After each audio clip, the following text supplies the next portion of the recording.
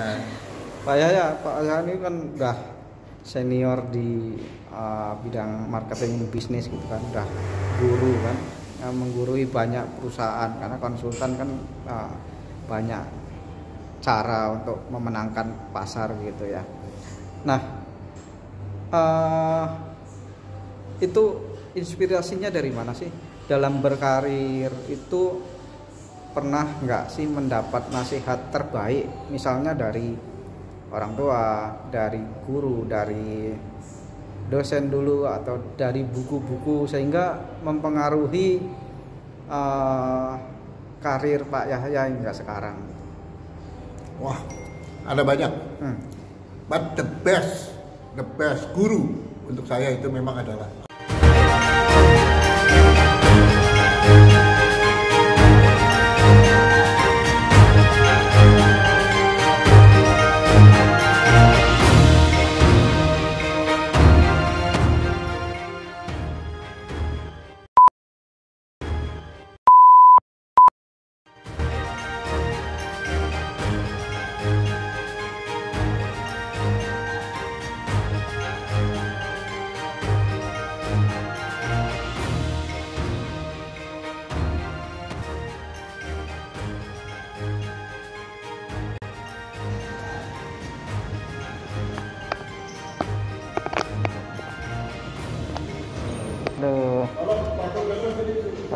kursinya di sini. Silakan dari kursi.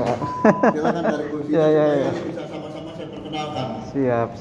Siapkan kopi di rumah masing-masing ya. Kopi dan sarapan paginya, pisang goreng, roti bakar. Oke, sukses ya. Semuanya sukses.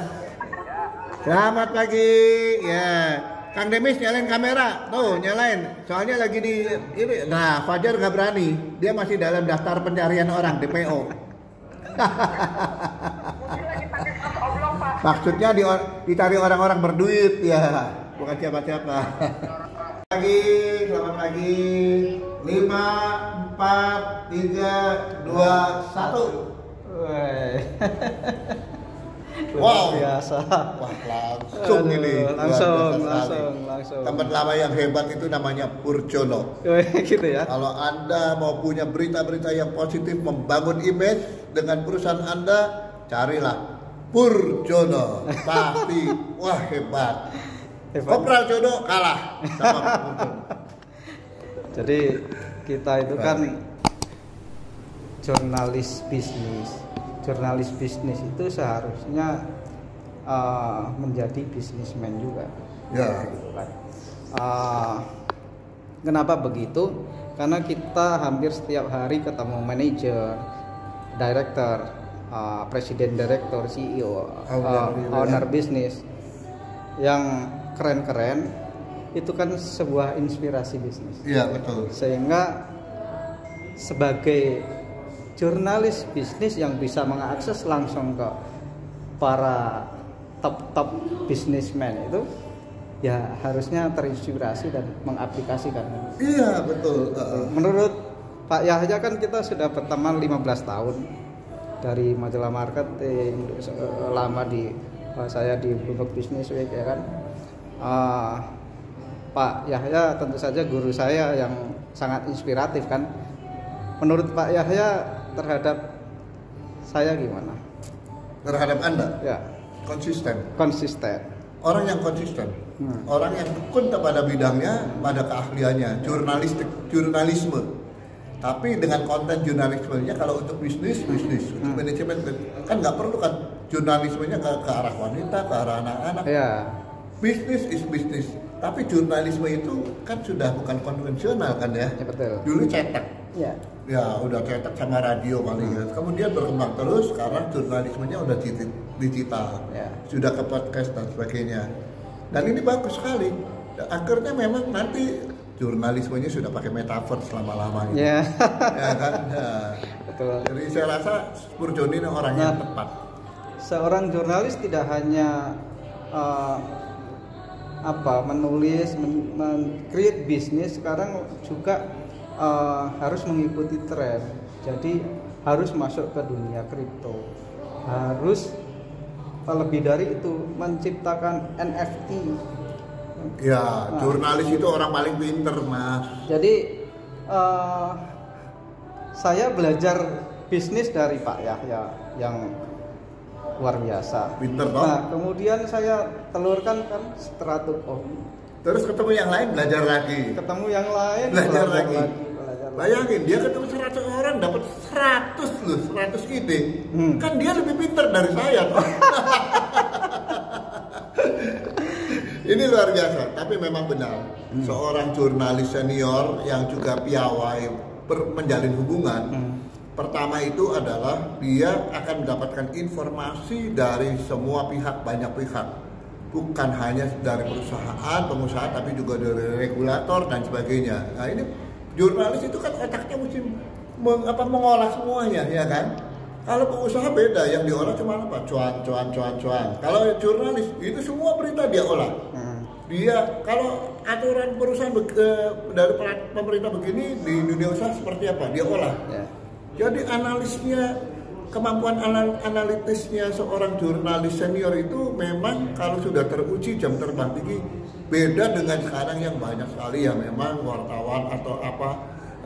Jurnalis-jurnalis yang masih muda-muda, yang baru-baru, yang masih dangkal dan mengandalkan virtual, browsing, gak pernah ketemu orangnya, cuman browsing berita terus dibikin berita. Kalau yang ini sudah ketemu si ini. Zaman dulu kan nggak ada ya Pak, harus ketemu langsung. Pengusaha ketemu langsung, makan siang atau ngopi sore ketemu langsung, atau datang ke kantornya, ada kunjungan, lihat semuanya, tanya jawab, dicecar pertanyaan. Ya kayak saya dulu kan dicecar pertanyaan. Kalau jurnalis itu seperti yang senior dan pandai menggali, itu seperti orang baris krim. Dia gali terus ya. Jadi pertanyaannya banyak yang tak terduga gitu. Banyak pertanyaan tak terduga, betul sekali. Jadi gali ya, seperti psikolog ya. Jadi ini jurnalis senior ini perpaduan antara baris krim, psikolog sama ini. Jadi saya belajar jurnalistik yang paling top memang di Bloomberg Business Week dan saya lama di situ. Bloomberg Business Week. Ya Pak Yahya kan berapa kali main ke kantor saya juga kan. Sempat kasih bocoran ya. Saya kasih bocoran tapi saya nggak mau disebutkan namanya. Dan di Bloomberg Business Week itu diajarkan bagaimana dalam menggali sumber itu tidak hanya menggali, tetapi justru lebih dari itu, hanya mengkonfirmasi. Dia harus belajar dulu apa yang ingin digali. Dia udah punya datanya, analisisnya, ketemu narasumbernya cuman konfirmasi yes or no. Benar atau tidak. Nah itu baris krim kan begitu. Anda melakukan ini, Anda kenal ini? Nah, di pengadilan tanya lagi, Anda kenal ini? Tidak. Anda kenal ini? Tanya sekali lagi sampai, oh iya Pak, kenal Pak, tapi ya sekilas. Oh masih dicecer lagi. Kenal sekilas atau 2 kilas atau 3 kilas? Berapa kali Anda ketemu? Ini sama, jurnalis senior selalu menggali, mengkonfirmasi ulang. Bagus. Dan kadang-kadang ada juga loh yang sering kali, tolong jangan disebutkan sumbernya ya. Mungkin dalam hal tertentu, mungkin seperti saya juga pernah beberapa kali, ya sudah sumbernya jangan disebutin. Kenapa? Banyak juga di dalam dunia bisnis itu yang melakukan praktek yang melanggar etika. Tetapi mereka itu tenang-tenang saja dan merasa hebat dan menggunakan jurnalisme untuk menaikkan pamor mereka, citra mereka. Padahal mereka itu nggak sebegitu-gitunya lah. Bisnisnya nggak begitu, prakteknya juga nggak begitu. Cuman ini kan kita mengenal yang namanya pencitraan.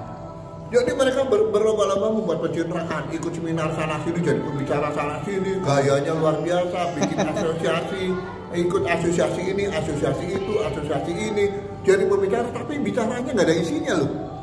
Mungkin jangan-jangan dia dibikinin orang.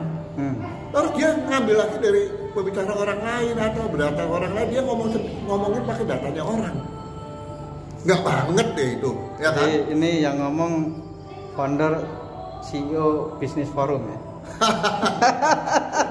Nggak, karena memang kalau di CEO Business Forum itu harus berisi orang-orang yang berkualitas, pengusaha berkualitas. Kita tidak bicara politik, kita tidak mau bicara politik, tidak tersangkut terkait dengan kegiatan politik apapun. Tapi termasuk di dalamnya Pak Tantowi Yahya gitu. Pak Tantowi Yahya sebagai salah satu pendiri pun sudah berpesan, jangan bicara dan membawa CEO Business Forum ini kepada politik. Kita lebih baik ngomongin bisnis dan cuan. Kalau nggak percaya boleh dikonfirmasi kan? Jurnalis kan begitu. Tapi Yahya Sunarjo dengan Tantowi Yahya itu ada hubungannya enggak sih? Ada hubungannya. Sama sesama Yahya. Tantowi Yahya itu dengan saya ada hubungannya. Oh, ya? Hubungannya sama-sama pendiri. Karena Ternyata nama Yahya bahaya juga ya. Sebelum ketemu Pak Yahya, saya pikir, wah ini jangan-jangan ada hubungan ini. Kalau sama Helmi Yahya ada. Ya bedanya Pak Tantowi dengan saya itu. Saya Yahyanya di depan, Yahya P. Sunario. Tantowi Yahyanya di belakang. Jadi biasanya yang di depan itu yang memimpin. Maaf ya Pak Tantowi.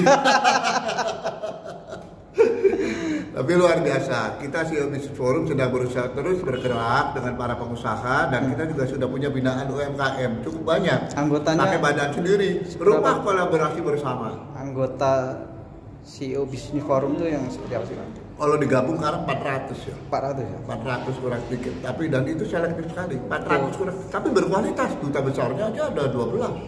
Oh. Ya, belum lagi beberapa besar pejabat. dari mana aja itu? Ada Pak Johari Oratmangun, ada ya Pak Tantowi sudah ganti, tapi dia masih duta besar keliling Republik Indonesia untuk Pasifik. Jadi keliling di Pasifik, masih duta besar. Kemudian ada Pak Suryo Pratomo, ada Pak Gadi Sulistianto, ada Pak Rosan Roslani yang juga anggota kehormatan CEO Business Forum. Mantan juga, bos saya. Ya, ada Pak Husin Bakis. Wah banyak sekali nih kalau saya sebutin satu-satu malah jadi berarti lupa. Pak Daniel akses Tumpang. ke luar itu sangat terbuka ya kan? Duta besar. Karena duta besar Indonesia itu sekarang, yang era sekarang ini sejak Pak Jokowi memerintah, duta besarnya ini sudah berubah mindsetnya, bukan hanya sekedar diplomat biasa yang mewakili kepentingan negara dalam hal politis dan sebagainya, tapi sekarang duta besarnya hebat loh. Harus jadi marketer. Duta besar marketer, memasarkan Indonesia sekalian memasarkan produk-produknya, membawa pengusaha-pengusaha bisa mendapatkan mitra bisnis, pembeli maupun mitra investasi dari negara-negara tempat mereka bertugas. Ini duta besarnya hebat-hebat. Tapi Pak Yahya kan sudah tahu kan Strato Coffee sudah kemana-mana kan? Ya, dan luar biasa lah. Nah, tapi itulah biasa aja kan. Semua terjadi di mana-mana kok Pak. Nggak, artinya saya yang jurnalis suka menulis misalnya bisnis kopi, tidak hanya menulis toh kan, tapi praktek juga bagaimana marketing and branding, menelurkan produk itu dan berhasil, bahkan pernah dikirim ke satu konferensi di Kolkata, India, itu ada sekitar 1000 piece dan itu dibagikan ke seluruh peserta dan pesertanya itu terbang ke Argentina, terbang ke Brasil, terbang ke China, terbang ke Amerika. Ini kopinya hebat. Pak Purjono punya kopi namanya Strato ya. Strato Coffee. Strato Coffee dari Bengkulu. Bengkulu salah satu penghasil kopi yang luar biasa dan kopinya robusta ya. Robusta. Kopinya robusta waktu itu. Dan saya sempat dapat itu enak banget, tapi sudah habis. Terus belum dikirim-kirim lagi. Nagih. Dan disajikannya di seduhnya saya waktu itu pakai cara drip ya, biasa manual. Itu enak banget itu pakai V60. V60. Jadi ini salah satu contoh jurnalis yang juga praktek bisnis dan punya hati, punya soul, punya passion ke dunia bisnis juga. Makanya kalau udah ngulas bisnis pasti tahu. Ya, kalau yang Jokowi kan yang repot tuh kalau gini kan, kalau jurnalis bisnis jadi bisnismen, kalau jurnalis politik jadi politisi.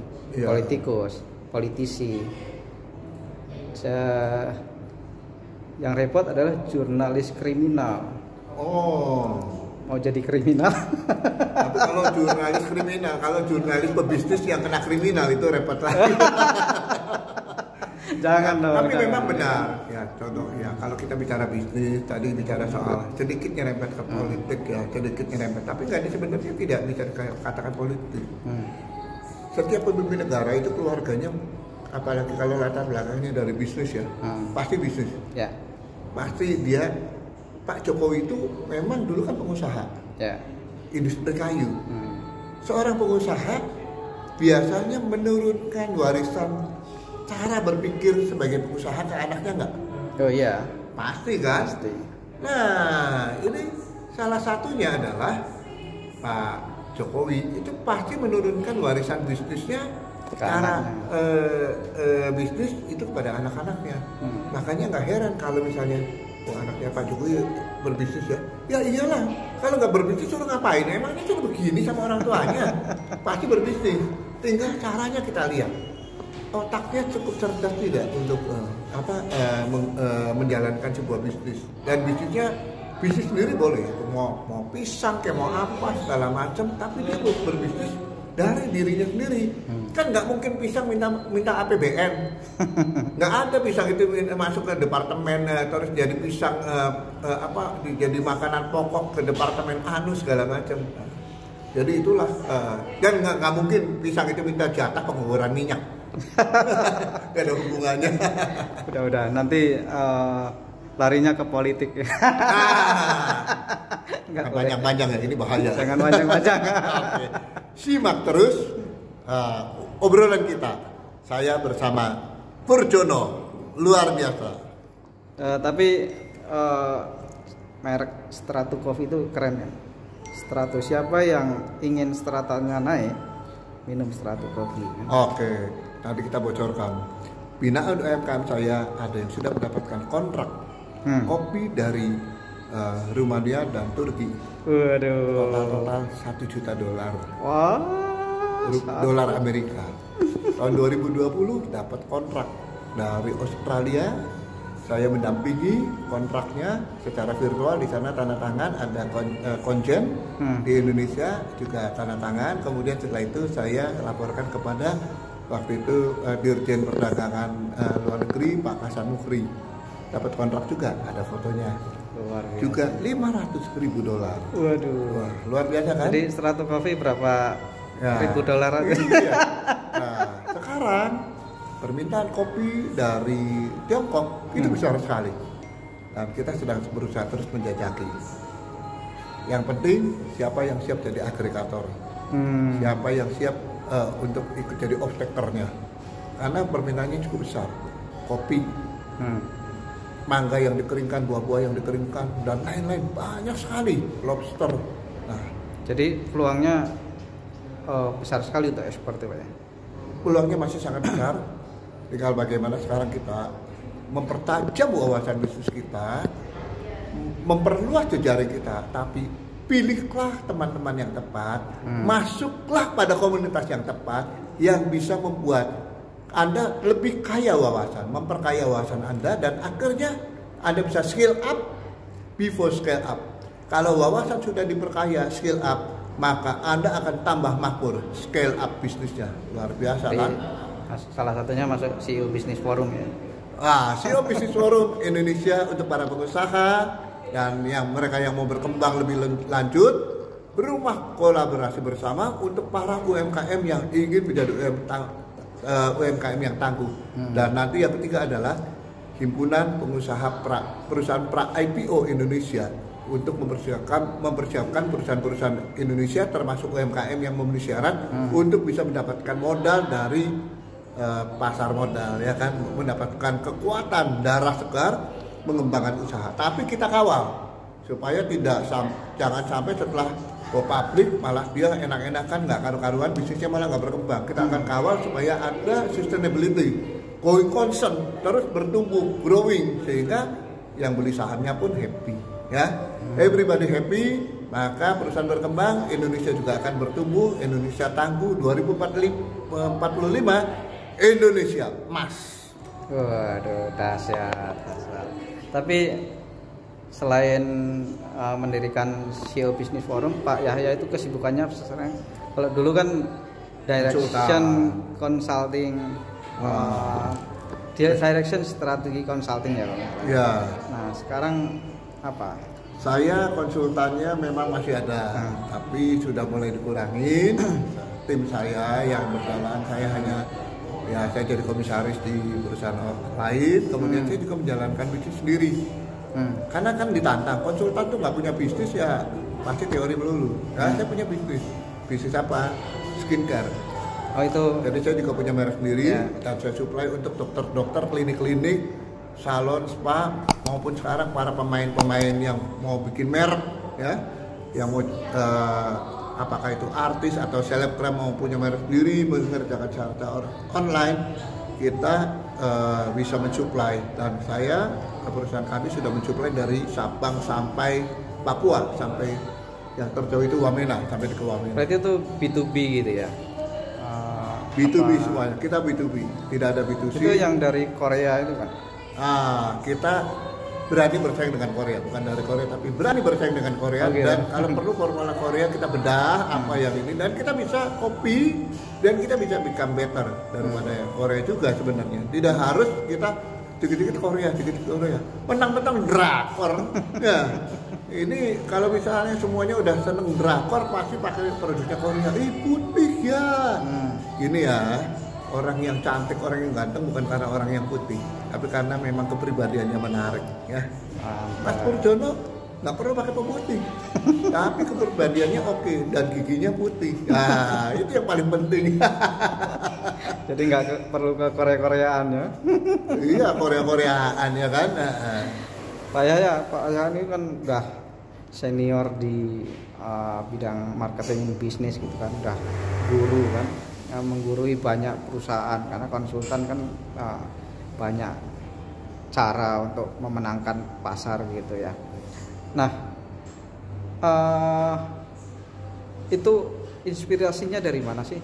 Dalam berkarir itu pernah nggak sih mendapat nasihat terbaik, misalnya dari orang tua, dari guru, dari dosen dulu, atau dari buku-buku, sehingga mempengaruhi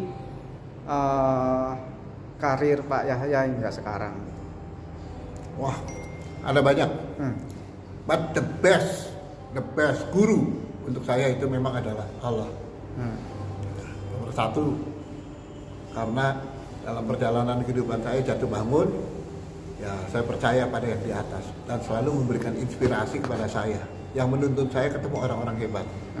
Kedua adalah ibu saya, orang tua saya, tapi ibu saya terutama, karena dia adalah seorang perempuan yang tangguhnya luar biasa. Karena keluarga saya pernah jatuh bangun, dikejar sanering dulu, uang 1.000 jadi Rp1, pernah dijarah, pernah macam-macam, tapi ibu saya ya waktu itu yang menjadi penyemangat ayah saya. Luar biasa kan? Ternyata di balik pria yang tangguh ada wanita yang mendukung. Itu penting loh, ya. Jadi pria-pria itu harus betul-betul sadar dan jangan salah pilih, jangan asal cantik ya. Tapi memang hatinya cantik gitu. Kemudian yang ketiga ada beberapa orang lagi. Termasuk adalah John Maxwell. John Maxwell pernah bertemu dan dia cuma mengatakan, kalau Anda mau sukses, kalau mau betul-betul berhasil, yang pertama harus dilakukan adalah raise people. You have to raise people before you raise yourself. Jadi kita harus mengangkat orang lain sebelum kita mengangkat diri kita sendiri. Ternyata maksudnya begini, kalau kita mengangkat orang lain, maka orang yang diangkat itu akan mengangkat kita. They will raise me up. Ya, itu penting sekali. Nah kan kebanyakan orang sekarang mengusaha bukannya raise people, tapi press people. Kalau bisa bayar semurah mungkin, kalau bisa gimana segala macam. Bukan masalah kita UMR, bukan. Dan ini bukan masalah perburuan, tetapi bagaimana kita memperhatikan bahwa mereka itu merasa nyaman bekerja dengan kita, ya kan? Sudah nggak bicara masalah salary lagi, tapi mereka bisa tambah pintar, tambah mandiri, tambah apa, dan pada saat mereka sudah tidak dengan kita, mereka juga bisa jadi orang-orang yang mandiri. Nah itu yang paling penting, we have to raise people, itu John Maxwell. Beberapa orang yang lain diantaranya memang saya bisa sebutkan Pak Hermawan Kartajaya. Itu orang yang salah satu ikut mendorong supaya saya keluar dari perusahaan. Sampean iki loh, ini kan bisa sampai jadi konsultan. Kenapa kerja sama orang? Mendingan jadi konsultan, otakmu kepake. Itu Pak Hermawan itu provokator hebat, marketer hebat, itu provokator hebat. Saya akui sampai sekarang adalah orang yang menginspirasi saya Dan waktu itu. bukunya selalu menarik ya. Ya, tahun 95 kalau nggak salah itu. Bulan Oktober tahun 95 karena saya orang yang nekat, orang pertama yang nekat bikin seminar seharinya Hermawan di Kota Bandung. Itu saat Pak Yahya kerja di mana? Pas ditantang itu. Waktu itu saya sempat jadi partnernya Marquez untuk Bandung dan kemudian saya ikut mendirikan Indonesia Marketing Association. Nah, tapi ada satu orang lagi yang hebat luar biasa dan sekarang orang ini juga harus kita jadikan rujukan, yaitu Roni Lukito. Saya pernah bermitra dengan dia. Roni Lukito itu adalah pemilik tas Eiger, ekspor dan Eiger. Sekarang Eiger itu luar biasa, besar sekali.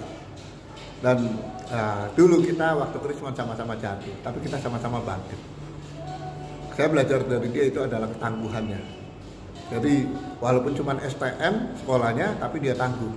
Dan dia punya prinsip, pendidikan itu tidak berkorelasi langsung dengan keberhasilan, ya kan, kesuksesan bisnis. Orang pendidikan rendah tapi ulet mau belajar bisa sukses. Sehingga saya sempat mendampingi sebagai konsultannya cukup lama, beberapa tahun, ya. Dan saya senang karena bagaimanapun juga orang-orang yang seperti ini bukan karena dia klien saya, tetapi karena saya juga melihat karakter. Jadi hal yang paling fundamental sebagai seorang pengusaha itu adalah karakter. Karakternya harus tangguh, mau belajar, pantang menyerah, dan dia juga harus tulus. Jadi jangan orangnya sudah tangguh, keras, kekeh, tapi orangnya nggak tulus. Akan memakan korban orang-orang lain, yaitu karyawannya, suppliernya, ya kan? Kan banyak pengusaha sukses sekarang ngerjain supplier, neken karyawan. Ya. Nah itu seperti itu. Jadi afiliator binary option. Nah itu dia. Bisnis adalah sebuah ekosistem. Dalam sebuah ekosistem kita harus sama-sama sukses, sama-sama sejahtera, sama-sama menikmati. Karena ekosistem kita tidak living alone, hidup sendiri, tapi we live with others. Kita hidup dengan yang lain. Kalau kita bisa menyenangkan yang lain, maka yang lain pun akan menyenangkan kita, mendukung kita. Pada saat kita susah, mereka juga akan mengulurkan tangan buat kita, ya kan? Nah itu yang paling penting. Jadi berpikirlah sebagai bagian daripada sebuah ekosistem.